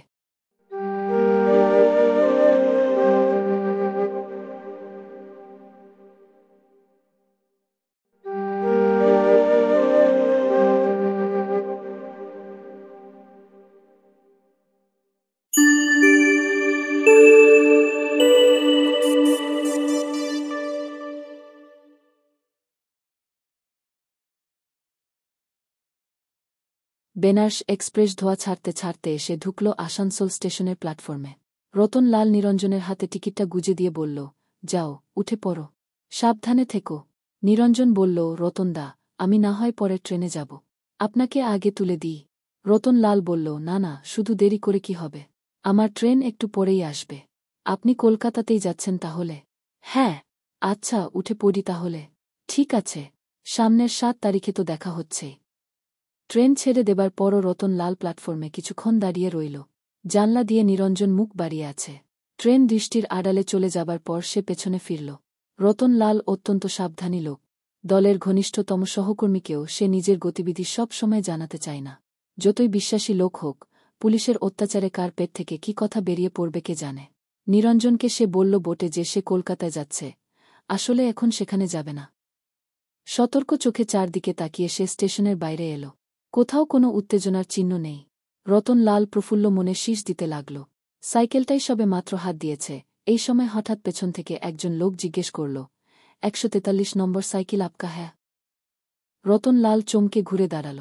ধুতি, সাদা শার্ট আর বুট জুতো পরা একজন লম্বা চৌড়া চেহারার লোক, খুব সম্ভবত সাদা পোশাকের পুলিশ।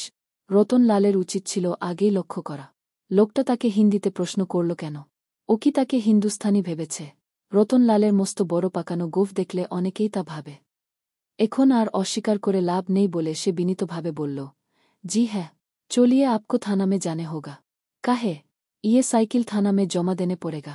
রতনলাল অবুঝের মতন নিরীহভাবে বলল, কেয়া হুয়া, কুছ নেই সমঝোতা। লোকটি বলল, একঠো বকরিকো মার দিয়া কোন। রতনলাল যেন আকাশ থেকে পড়ল একেবারে। দুটি ভুরু তুলে রাজ্যের বিস্ময়ের সঙ্গে বলল, বকরি মর গেয়া, ইস সাইকেল মে। রতনলাল তখন মনে মনে নিজের হাত কামড়াচ্ছে। ভোরের দিকে একটা মারাত্মক ভুল হয়ে গেছে। তখন নিরঞ্জন সাইকেল চালাচ্ছিল।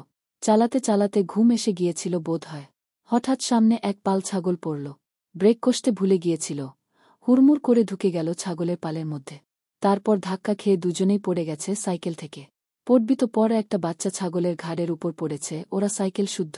সেটা তখন মারা গেছে। ছাগলটার দাম চুকিয়ে দিলেই চলত। কিন্তু সঙ্গে যে দুজন লোক ছিল, তারা এমন চেঁচামেচি শুরু করল যে রীতিমতন ভিড় জমে যাবার উপক্রম। টাকা নেবার বদলে অন্য সব 5 রকম কথা। অত ভিড়ের মধ্যে ওরা দাঁড়াতে সাহস করেনি। একটা ছাগলের প্রাণের চেয়ে অনেক বেশি মূল্যবান দায়িত্ব ওদের হাতে। রতনলাল তখন নিরঞ্জনকে পেছনে বসার ইঙ্গিত করে নিজে বাই বাই করে সাইকেল চালিয়ে এসেছে। 2-1 জনকে ধাক্কা মেরে সরিয়ে দিতেও হয়েছিল। কিন্তু সেই ঘটনা যে এত দূর গড়াবে তা কিছুতেই বোঝা যায়নি। সাইকেলে সাধারণত নম্বর থাকে না। কিন্তু সেই সাইকেলটার পেছনে যে 143 নম্বর লেখা একটা চাকতি রয়েছে, সে আগে লক্ষ্য করেনি। লোক দুটো সাইকেলের নম্বর নিয়েছিল, সঙ্গে সঙ্গে থানায় খবর দিয়েছে। থানার লোক এত তাড়াতাড়ি কাজে নেমে পড়েছে। আমাদের থানাগুলো এরকম চটপটে হলো কবে থেকে?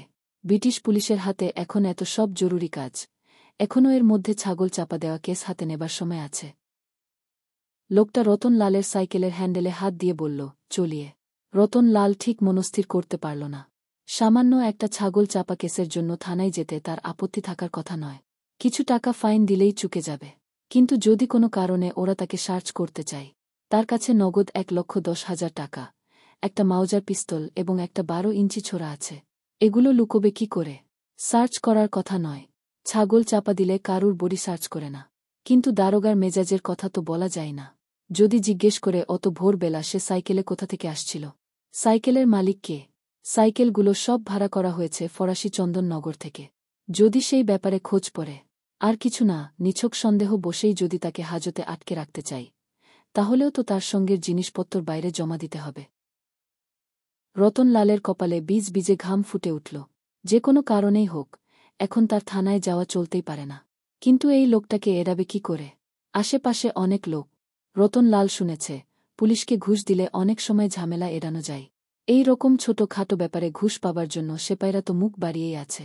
কিন্তু কিভাবে ঘুষ দিতে হয়, তা সে জানে না। এত লোকজনের মধ্যে এই লোকটির হাতে টাকা গুজে দিলে অন্যরা দেখতে পাবে না। এই লোকটা যদি চেঁচিয়ে ওঠে। অগত্যা রতনলালকে যেতে হলো লোকটার সঙ্গে। সাইকেলের হ্যান্ডেলটার দুদিকে দুজন ধরে আছে। স্টেশনের এলাকা ছাড়িয়ে আসার পর রতনলাল পকেট থেকে পাসিংশো সিগারেটের প্যাকেট বার করে বলল, সিগারেট পিয়েঙ্গা সিপাইজি? লোকটি গম্ভীরভাবে বলল, নেহি, পিতে নেহি। ওরে বাবা, এ লোককে ঘুষ দেওয়া যাবে কি করে? আরও কিছুক্ষণ যাবার পর জিটি রোডে এসে পড়তেই অনেক লোকজনের ভিড়। থানা খুবই কাছে। এখানে সামান্য একটা সিদ্ধান্তের উপরেই জীবন কিংবা মরণ। অনেক বৃহৎ পরিকল্পনা এই রকম ছোটখাটো কারণে ফেসে গেছে। রতনলালের হাতে আর সময় নেই। রতনলাল মুহূর্তে মন ঠিক করে ফেলল। সে বলল, সিপাইজি সাইকেলটা ধরিয়ে তো। পিশাব করে গা। লোকটাকে কথা বলার কোনো সুযোগ না দিয়ে রতনলাল প্রচণ্ড জোরে সাইকেলটা ঠেলে দিল লোকটার গায়ে। আচমকা ধাক্কা খেয়ে লোকটা সাইকেল সমেত পড়ে গেল। সেই সুযোগে দৌড়াল রতনলাল, রাস্তা পেরিয়ে ভিড়ের মধ্যে। লোকটা উঠে দাঁড়াতে দাঁড়াতে খানিকটা সময় লাগল। তারপর চেঁচাতে লাগল, পাকড়াও, পাকড়াও, চোর, ডাকু। রতনলাল প্রাণপণে দৌড়াচ্ছে। রাস্তার লোক ব্যাপারটা চট করে বুঝতে পারেনি। তারপর কয়েকজন লোক ছুটতে লাগল তার পেছনে। পলাতককে ধরার জন্য পথে ঘাটে সব সময়ই অনেক লোক তৈরি হয়ে থাকে। রতনলাল এক হাতে টাকার থলে আর এক হাতে পকেটের মধ্যে পিস্তলটা চেপে ধরে আছে। দরকার হলে শেষ পর্যন্ত গুলি চালাতে হবে। উপায় কি? পাশেই একটা বাজার দেখতে পেয়ে রতনলাল তার মধ্যে ঢুকে পড়ে বেঁচে গেল। বাজারের ভিড়ের মধ্যে তাকে আর দেখতে পাওয়া যায় না। সেখান থেকে বেরিয়েও এ গলি ও গলি দিয়ে ঘুরল অনেকক্ষণ। শেষ পর্যন্ত পেছনে অনেকক্ষণ ধরে কেউ নেই দেখে নিশ্চিত হল। কাছেই দেখল রাস্তার পাশে ইটের উপর একজন নাপিত বসে আছে ছাতা মেলে।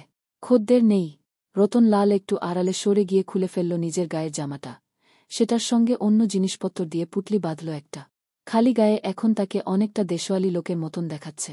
এবার গিয়ে সে বসল নাপিতটার ছাতার তলায়। রতনলালের খুব শৌখিন বাবরি চুল। সেই চুল ছেঁটে ফেলল খুব ছোট করে। তারপর যখন নাপিতটিকে বলল তার গোঁফ উড়িয়ে দিতে, তখন নাপিতটি পর্যন্ত অবাক। সে বলল, বাবু, এত শখের মোচ কেটে ফেলবেন? কত লোক এরকম মোচ চেয়েও পায় না। কত লোকের গোঁফ হয় ঝাঁটার কাঠির মতন। রতনলাল বলল, আরে ভাই, পকেটে পয়সা না থাকলে কি মোচ রাখা মানায়? তাতে মোচেরই অপমান। নাপিতটি হেসে বলল, তা বটে। ভাই, তোমার সন্ধানে কোনো চাকরি আছে? আমি চাকরির কথা কি করে জানব? আমি গরিব মানুষ। আমিও গরিব। তুমি তো অনেক বাবুদের বাড়ি টাড়িতে যাও। যদি কোনো দারোয়ান বা চাকরের কাজ খালি থাকে। রতনলাল অল্পক্ষণের মধ্যে বেশ গল্প জমিয়ে তুলল নাপিতটির সঙ্গে। 1928 সাল। আসানসোল তখন মূলত অ্যাংলো ইন্ডিয়ানদের শহর। বাঙালি মধ্যবিত্তের সংখ্যা খুবই কম। রেলের অফিসার আর লাকনির সাহেবরা সেখানে ফুর্তি করতে আসে। নাপিতের কাছ থেকে রতনলাল একটি বস্তির সন্ধান জেনে নিল, যেখানে ঘর ভাড়া পাওয়া যায় সস্তায়। তারপর উঠে পড়ল। এখন রেল স্টেশনের দিকে যাওয়া তার পক্ষে কোনো মতেই উচিত নয়। ট্যাক্সি চেপে এখান থেকে সরে পড়া যেতে পারে, কিন্তু যদি চেকপোস্টে পুলিশ থাকে, হোটেলে থাকলেও ধরা পড়ে যেতে পারে। একমাত্র উপায় এখানেই ছদ্মবেশে লুকিয়ে থাকা। বস্তির ঠিকাদারের নাম কুমার সিং বাপট। বিরাট তাগড়া জোয়ান। রতনলাল খুঁজে বার করল তাকে। যে কোনো একটা ঘর পেলেই তার চলবে। কুমার সিং বাপট প্রথমেই সন্দেহের চোখে দেখল রতনলালকে। রতনলালের সঙ্গে কোনো জিনিসপত্র নেই। সে কি 1 মাসের ভাড়া অ্যাডভান্স দিতে পারবে? রতনলাল কাচুমাচুভাবে বলল, না বাপুজি, অত টাকা একসঙ্গে তো দিতে পারব না। আপনি 7 দিন করে নিন, এইটুকু মেহেরবানি করুন। কুমার সিং বাপট জিজ্ঞেস করল, কি কাজ করা হয়? কিছু না, কাজ খুঁজছি। বাপুজি তাকে তবু জেরা করতে লাগল নানাভাবে। রতনলাল অবিলম্বে বুঝতে পারল, কুমার সিং বাপট তাকে পুলিশের লোক বলে সন্দেহ করছে। এতে সে বেশ মজা পেল। তার মানে বাপুজির কোনো অবৈধ কারবার আছে। বাপুজির কথা শুনে সে এমন ভাব দেখাতে লাগল যেন সে এক বর্ণ হিন্দি বোঝে না। ঘর ভাড়া 16.5 টাকা। রতনলাল পুটুলি থেকে 4টি টাকা আর একটা দুয়ানি বার করে দিল বাপুজির হাতে। 1 সপ্তাহের ভাড়া। বাপুজি কোনো রসিদের ধার ধারেন না। সব কিছুই তার মুখে মুখে। রতনলালেরও কোনো গরজ নেই। কথাবার্তা বলে সন্তুষ্ট হয়ে বাপুজি জিজ্ঞেস করলেন, রতনলাল কি রেলের পাথর ফেলা কুলির কাজ করতে রাজি আছে? রতনলাল যেন হাতে স্বর্গ পেল। এই কাজ পেলে সে এক্ষুনি করবে। বাপুজি বলল, তার জন্য 50 টাকা দস্তরি লাগবে। এর অর্ধেক নেবে রেল কোম্পানির কন্ট্রাক্টর, আর অর্ধেক বাপুজির প্রাপ্য। রতনলাল নিরাশ হয়ে বলল, ওরে বাবা, এত টাকা কোথা পাব? আচ্ছা, দেখি যদি জোগাড় করতে পারি। এখানে একটা কথা বলে রাখা ভালো। রতনলালের পদবী চক্রবর্তী। তার বাবা পাবনা শহরের একজন নামজাদা উকিল। রতনলাল ম্যাট্রিক পরীক্ষায় অঙ্ক ও সংস্কৃততে লেটার পেয়েছিল। বস্তির ঘরখানায় কোনো রকম জিনিসপত্র নেই। আরও 1 টাকায় বাপুজির কাছ থেকে একটা খাটিয়া ভাড়া করতে হল। তারপর মোড়ের দোকান থেকে 4খানা রুটি আর ঢেঁড়সের ঘ্যাট খেয়ে সে দরজা বন্ধ করে ঘুমাল। ভালো করে ঘুমোবার উপায় কি? খাটিয়াটা ভর্তি ছারপোকা। নেহাত অত্যন্ত পরিশ্রান্ত ছিল বলেই সে ঘুমোতে পারল। সন্ধ্যাবেলা ঘুম ভাঙার পর রতনলাল দেখল তার ঘরের আশেপাশে মুখে রং মাখা কয়েকটা মেয়ে ঘোরাঘুরি করছে। রতনলাল বাইরে এসে ব্যাপারটা ভালো করে বুঝল। মেয়েগুলোর পরনে ঝলঝলে পাটের শাড়ি, গালে ছোপ ছোপ পাউডার, আর ঠোঁটে লাল রং। তাকে দেখে তারা মুখে মুচকে হাসতে লাগল। রতনলাল বুঝতে পারল, সে ঠিক জায়গায় আসেনি। এসব জায়গায় প্রায় পুলিশে উপদ্রব হওয়ার কথা। অবশ্য বাপুজি পাকা লোক, তিনি কি আর পুলিশের সঙ্গে পাকা ব্যবস্থা করে রাখেননি? রতনলাল কিছুক্ষণের জন্য বিমর্ষ বোধ করল। কাল সারাটা দিন ও রাত অত্যন্ত বেশি পরিশ্রম গেছে। মানসিক উত্তেজনায় পরিশ্রান্ত করে বেশি। এখন তার প্রয়োজন ছিল কয়েকটি দিনের নিশ্চিন্ত বিশ্রাম। সে ব্যবস্থা করাও ছিল। হঠাৎ একটা ছাগল চাপা দেবার জন্য ভণ্ডুল হয়ে গেল সব কিছু। এখানে কি আর বিশ্রাম হবে? যে বস্তিতে বেশ্যা থাকে সেখানে শান্তি থাকে না। অনেক রাত পর্যন্ত লোকজনের আনাগোনা ও হৈ হল্লা চলল। ঘুঙুরের আওয়াজ, মেয়েদের গলায় তীক্ষ্ণ হাসি, গ্যালাস ভাঙা। দিনের বেলা জায়গাটা ঠান্ডা থাকে, রাত্রির বেলা এখানে ঘুমোনো অসম্ভব। প্রথম রাতটা কোনো ক্রমে কেটে গেল। পরের দিনও দিনের বেলা রতনলাল বাইরে বেরোল না। পুলিশের তৎপরতা কতখানি সে জানে না। ছাগল চাপা দেওয়া ব্যাপারে ঝামেলাটা না পাকালে সে অনেক নিশ্চিন্তে থাকতে পারত। তার খুব দরকার ছিল একটা খবরের কাগজ পড়ার, কিন্তু কোনো উপায় দেখছে না। বিকেলে বাপুজি এসে জিজ্ঞেস করল, কি হে, সারাদিন বেরুলে না যে? নকরি খুঁজতে হবে না? টাকার ধান্দা নেই বুঝি? রতনলাল একটু বিরক্ত বোধ করল। এই লোকটা কি বার এসে বিরক্ত করবে নাকি? সে বলল, বাপুজি, আপনাকে তো 7 দিনের ভাড়া দিয়ে দিয়েছি। আপনার এত চিন্তা কিসের? বাপুজি ভরু কুচকে তাকিয়ে রইল। যার কাছে 50টা টাকাও নেই, সে টাকার ধান্দায় না বেরিয়ে বসে বসে ঘুমোয় কি করে? এই জাতীয় মানুষদের সে বুঝতে পারে না। নিজের মেজাজ সামলে রতন লাল বলল, আজ আমার শরীরটা ভালো নেই। বাপুজ্জির সন্দেহ ঘুচল না। সে রতন লালের ঘরের আশেপাশেই ঘোরাফেরা করতে লাগল। দরজা ছাড়া ঘরে আর একটি মাত্র জানালা। সেই জানালাটার আবার বন্ধ করা যায় না। ছিটকিনি নেই। ধাক্কা দিয়ে সেই জানালাটা খুলে দুটি স্ত্রীলোক মুখ বাড়িয়ে বলল, দরজাটা একটু খুলো না বাপু। গোমড়া মুখে বসে আছো কেন? মেয়েদের সঙ্গে একেবারেই মেলামেশা করার অভ্যেস নেই রতন লালের। বিশেষ করে এ কেমন ধারা মেয়ে, অচেনা লোককে যারা প্রথম থেকেই তুমি বলে সম্বোধন করে। আর এক নতুন ঝামেলা। উঠে গিয়ে রতন লালকে দরজা খুলতেই হল। মেয়ে দুটি তাকে প্রায় ধাক্কা মেরে সরিয়ে ভেতরে ঢুকল। তারপর একজন আরেকজনকে বলল, এই ঘরটারই দোষ আছে না রে? এ ঘরে যে আসে সেই কি এমনি হয়ে যায়? অন্য মেয়েটি বলল, আমার তো বাবা এখানে ঢুকলেই ভয় ভয় করে। একলা কোনোদিন আসতে পারব না। রতন লাল বোকার মতন দাঁড়িয়ে রইল। মেয়ে দুটি বোধ হয় রতন লালের সমবয়সী হবে, কিংবা বড়ও হতে পারে, কে জানে। তাদের চেহারা ও পোশাকে অদ্ভুত অসামঞ্জস্য আছে। শাড়ি ঝলমলে, কিন্তু ব্লাউজ কোচকানো ও ময়লা। মুখে পাউডার, কিন্তু পায়ে ছেঁড়া চটি। কণ্ঠার হাড় জেগে আছে, কিন্তু স্তন অস্বাভাবিক রকমের বড়। মেয়ে দুটি ওর খাটিয়ার উপর বসে পড়ে বেশ আপন আপন গলায় বলল, তোষক নেই, বালিশ নেই, এখানে তুমি শো কি করে? তোমার কষ্ট হয় না? রতন লালের আর বসার জায়গা নেই। সে দাঁড়িয়ে থেকেই বলল, বিদেশ বিভুয়ে ওসব কোথায় পাব? একজন বলল, বাড়ি থেকে কিছু আনোনি কেন? বাড়ি থেকে পালিয়ে এসেছ নাকি? বাড়ি নেই তো, তা পালাবো কোথা থেকে? এই সামান্য কথা, এতেই ওরা হেসে একজন আর একজনের গায়ে গড়িয়ে পড়ল। যে মেয়েটির গায়ের রং একটু মাজা মাজা, সে বলল, জানো ভাই, এই ঘরটায় আগেও তোমার মতন একজন পরদেশী মানুষ থাকত। ঘর থেকে বেরুত না, কারো সঙ্গে কথাও বলত না। ওমা, তারপর একদিন সে আপনা আপনি মরে গেল। বিষ খেয়েছিল। সেই থেকে তো এ ঘর আর কেউ ভাড়া নেয় না। কৃষ্ণাঙ্গী মেয়েটি বলল, তুমিও সে রকম করবে নাকি? ধরন ধারণ তো সেই রকমই দেখছি। একটু রসিকতা করার জন্য রতন লাল বলল, আমি জমেরও অরুচি। এ কথায় কিন্তু ওরা হাসল না। মুখের ভাব এমন করল, যেন এ আবার কি রকম কথার ছিরি। তোমার নাম কি? বাড়ি কোথায়? একটু না ভেবে রতন লাল বলল, আমার নাম যোগেন হালদার, দুনিয়ার কেউ নেই। পাটনায় চাকরি করতাম, হঠাৎ ছাড়িয়ে দিল। বাবা মাও নেই। অন্যদিকে মুখ ফিরিয়ে রতন লাল বলল, না। কৃষ্ণাঙ্গী মেয়েটি একটু ভুরু কুচকে তাকাল। তারপর বলল, আমার নাম রমলা, আর এর নাম ভানুমতি। রতন লাল বুঝল, তৎকালীন সিনেমা থিয়েটারের নায়িকাদের নাম থেকে এই নাম দুটি ধার করা। তখন এই সব নামই খুব শৌখিন হিসেবে গণ্য হতো। ওদের আসল নাম কচি পটলি ধরনের হওয়াই স্বাভাবিক। এ কথাও বোঝা গেল বাপুজ্জি এদের পাঠিয়েছে রতন লাল সম্পর্কে ভালো করে খোঁজ খবর নেবার জন্য।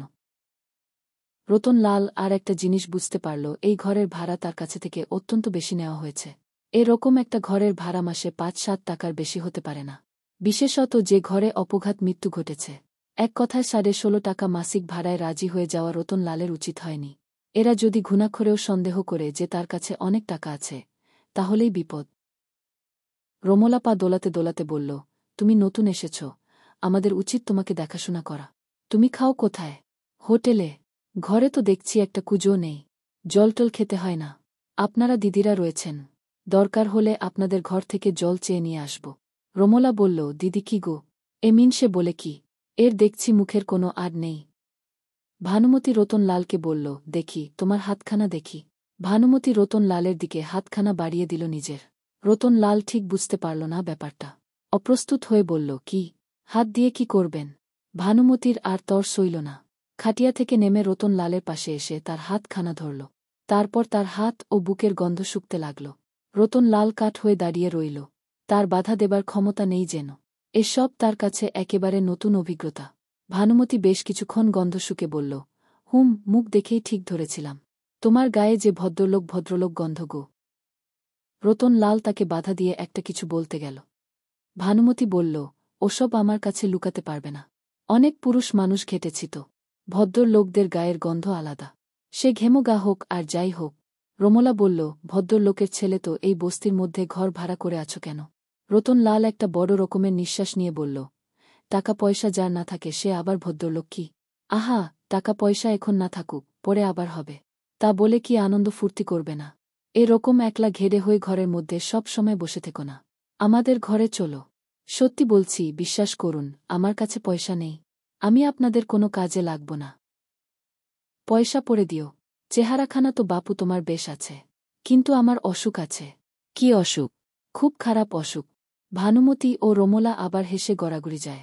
রতন লালের কোনো কথাই তারা বিশ্বাস করেনি। একজন বলল, আহা ঢং করো না, পয়সা নেই বলে লজ্জা পাচ্ছ তো। ভদ্র লোকদের পয়সা না থাকলেও অনেক অনেক কিছু থাকে। মরা হাতি লাখ টাকা। ভানুমতি রতন লালের হাত ধরে টানল। রতন লাল এক মুহূর্তে মনস্থির করে ফেলল, জম্মিন দেশে যদাচার। এখানে যখন এসেই পড়েছে, এদের সঙ্গে মিলে মিশে থাকতে হবে। বেশি কঠোর হলে টিকে থাকা মুশকিল হতে পারে। সে বলল, আপনাদের ঘরে তো সন্ধেবেলা নাচ গান হয়, আমি সেখানে তবলা বাজাতে পারি। ছোটবেলায় আমি তবলা শিখেছিলাম। রমলা হাসতে হাসতে বলল, নাচ গান? হায় হায়, নাচ গান জানলে কি আর এ পোড়া ছাই বস্তিতে পড়ে থাকতাম। কলকাতা কিংবা লখনৌ চলে গিয়ে অনেক বেশি পয়সা কামাতে পারতাম। তুমি বুঝি নাচ গান পছন্দ করো? না না, তবে ঘুঙুরের শব্দ শুনতে পাই কিনা। সে তো খ্যামটা। এখানে নাচ গান বোঝার মতন মানুষ কি আসে? ভানুমতি বলল, হোক না আজ একটু নাচ গান। থিয়েটারের মেয়েদের মতন অত ভালো না পারলেও একটু একটু তো পারি। তাই ঠিক হল। মেয়ে দুটি তখনকার মতন চলে গেল ঘর থেকে। যাবার আগে ভানুমতি পেছন ফিরে বিচিত্রভাবে তাকিয়ে এমন ভ্রুভঙ্গি করল, যার মানে বুঝতে পারল না রতন লাল। রাত ৮টার কিছু পরে একজন লোক এসে তাকে ডেকে নিয়ে গেল ভানুমতির ঘরে। সেখানে আজ ভালো আসর বসেছে। জোগাড় হয়েছে ঘুঙুর, হারমোনিয়াম আর তবলা। তবলাটা আবার বাধা নেই সুরে। ৭-৮ বছরের মধ্যে রতন লাল একবারও হাত দেনি তবলায়। তবে স্কুলে পড়ার সময় তার বাজানোর অভ্যেস ছিল। তার এক কাকা সেতার বাজাতেন। তার সঙ্গে সঙ্গত করতে শিখেছিল রতন লাল। হাতুড়ি ঠুকে ঠুকে তবলটা ঠিক করে কয়েকটা চাটি দিতেই রমলা উঠে দাঁড়াল। ৭-৮ জন লোক এবং স্বয়ং বাপজ্জি সেখানে আজ রঙ্গরস দেখতে উপস্থিত। মদের বোতল এবং গ্যালাস উপস্থিত। রতন লালকেও মদ এগিয়ে দিয়েছিল একজন। রতন লাল প্রত্যাখ্যান করেনি, পাশে এনে রেখেছে। রমলা ঘুঙুর বাজিয়ে নাচ শুরু করেছে। নাচ মানে একটা ধেই ধেই ব্যাপার, আর কি। মেয়েটি কিছুই নাচ জানে না। রতন লাল অনেক চেষ্টা করেও লয় রাখতে পারছে না। মেয়েটি নাচের নাম করে বিলোল্লাসে অঙ্গ দোলাচ্ছে, হাবভাবে ফুটিয়ে তুলছে নির্লজ্জতা। মিনিটে মিনিটে আঁচল ওড়ানো আর শাড়ি উঁচু করাই তার একমাত্র উদ্দেশ্য। রতন লাল মুখ অন্যদিকে ঘুরিয়ে বাজাতে লাগল। এ দৃশ্য সে সহ্য করতে পারে না। তার গা গুলিয়ে উঠছে। অন্যরা কিন্তু মদের ঝোঁকে এরই তারিফ করছে খুব। এরপর নাচতে উঠল ভানুমতি।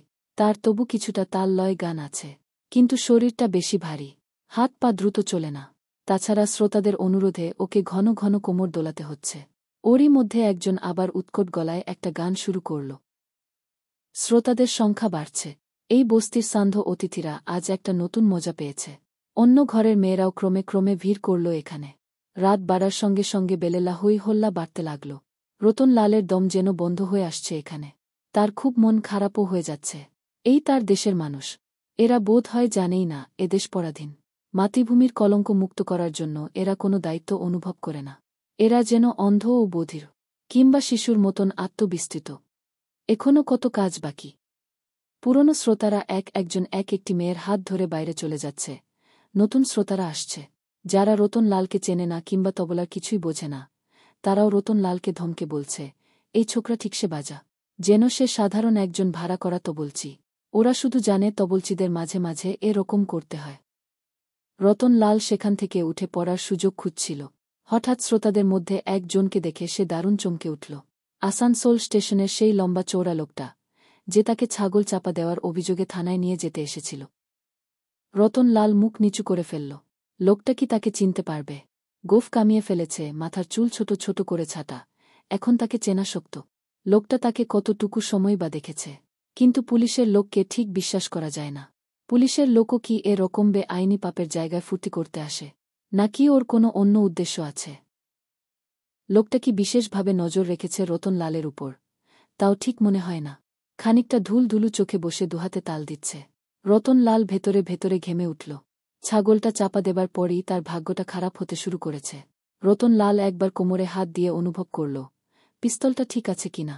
সেই মুহূর্তে ভানুমতির দিকে তার চোখ পড়ল। ভানুমতি কি যেন ইশারা করল তাকে। এটাও বুঝতে পারল না সে। টাকাগুলো ঘরের মধ্যে অরক্ষিত অবস্থায় পড়ে আছে। এখানে আর কিছুতেই থাকা চলে না। সে তীক্ষ্ণ দৃষ্টিতে তাকালো পুলিশের লোকটির দিকে। মাঝে মাঝেই লোকটির সঙ্গে তার চোখাচোখি হয়ে যাচ্ছে। লোকটি তাকে চিনতে পারার কোনো ভাব দেখাচ্ছে না। তবু রতন লালের মনে হচ্ছে, লোকটি যেন ঠিক মাতাল নয়, ভান করছে মাতাল হওয়ার। লোকটি কি অপেক্ষা করছে আরও লোকজন এসে পড়ার? যতই চেষ্টা করুক, রতনলালকে ওরা জীবন্ত ধরতে পারবে না। কিন্তু টাকাগুলোর কি হবে? নাচ বন্ধ হয়ে গেছে। এখন রমলা তার কপালের উপর মদ ভর্তি গ্যালাস রেখে ব্যালান্সের খেলা দেখাচ্ছে। এর সঙ্গে কিভাবে তবলা বাজাতে হয় তা রতনলাল জানে না। সে হাত গুটিয়ে বসেছিল।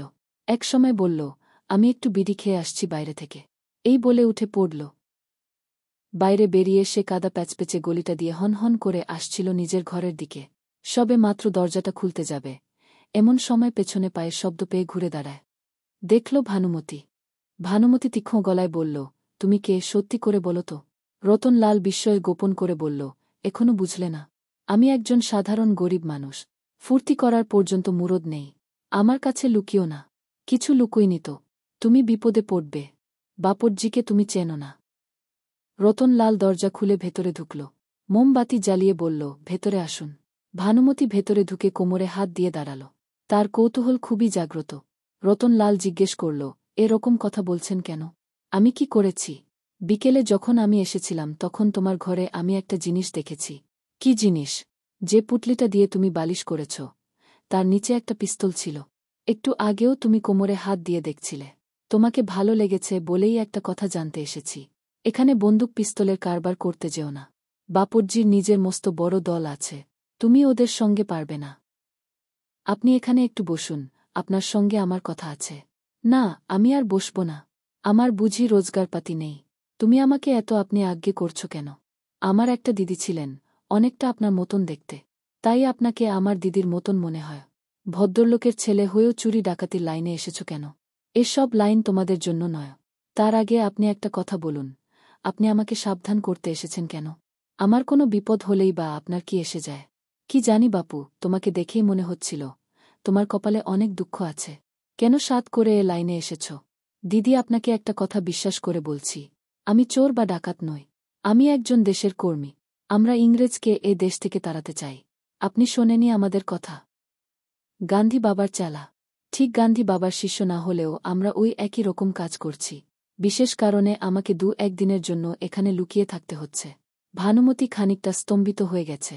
ফ্যাকাশে ভাবে বলল, তোমাদের তো দেখলেই পুলিশে মারবে। এটা কি লুকোবার জায়গা? কেন এখানে পুলিশ আসে? সে পুলিশ এলেও বাপজ্জি হাত করে ফেলবে। কিন্তু এ সব জায়গা কি তোমাদের মানায়? তোমরা হলে সব দেবপুত্র। আমি কালকেই চলে যাব। আপনার ঘরে কি আজ কোনো পুলিশের লোক এসেছেন? আমার ঘরে? কক্ষনো না। আপনি আমার কথা কাউকে বলবেন না। আপনাকে এইটুক বিশ্বাস করতে পারি তো।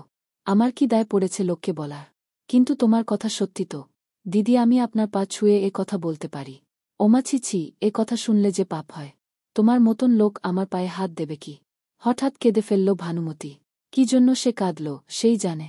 আবার চোখের জল মুছে বলল, আমি যাই, নইলে আমাকে ওরা খুঁজবে। তুমি সাবধানে থেকো। ভানুমতি চলে যাবার পর রতনলাল ঠিক করল, আর এখানে পড়ে থাকার কোনো মানে হয় না। এই রাত্রির অন্ধকারে সরে পড়াই ভালো। একটু বিপদের ঝুঁকি থাকলেও তাকে সেই ঝুঁকি নিতেই হবে। কিন্তু এরপর অসম্ভব তাড়াতাড়ি অনেকগুলো ঘটনা ঘটে গেল। রতনলাল টাকাগুলো কোমরে বেঁধে নিয়ে বেরুবার জন্য প্রস্তুত হচ্ছে। এমন সময় বাপজ্জি আর 3 জন গুন্ডা মতন লোককে নিয়ে ঘরে ঢুকল এবং কোনো কথা না বলে সেই 3 জন রতনলালকে জড়িয়ে ধরল। বাপজ্জি বলল, তোমার কাছে কি কি মাল আছে সব বার করো।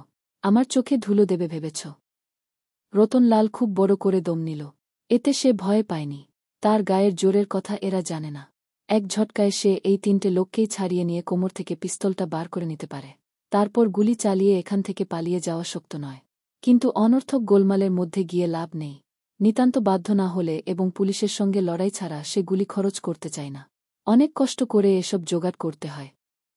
রতনলাল ঠান্ডা গলায় বলল, আমাকে ছেড়ে দিতে বলুন। আমি সব বলছি। বাপজ্জি বলল, মাছ ছড়ে। ঠিক সে পাকড়া। রতনলাল এবার দাঁতে দাঁত ঘষে তীব্রভাবে বলল, শুয়োরের বাচ্চা, বেশি সাহস হয়েছে তোমার।